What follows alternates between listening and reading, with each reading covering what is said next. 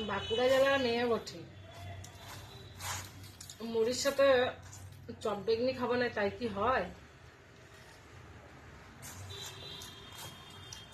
আমাদের বাঁকুড়া জেলায় সব থেকে বিখ্যাত কি বলতো?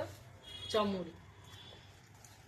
তাই কারা কারা মুড়ির সাথে চপ বেগনি খেতে ভালোবাসো আমাকে কমেন্ট করে বলো। তার সাথে আলু ভাজা, নতুন আলু খড়া করে করে ভাজা, ও দারুণ লাগবে। কি তোমরা চপ মুড়ি খাবে কি? চলে এসো।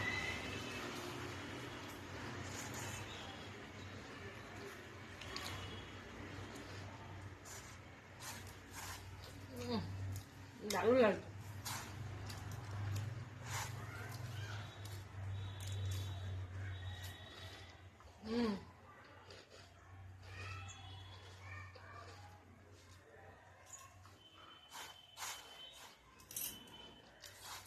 লঙ্কা ভাজা।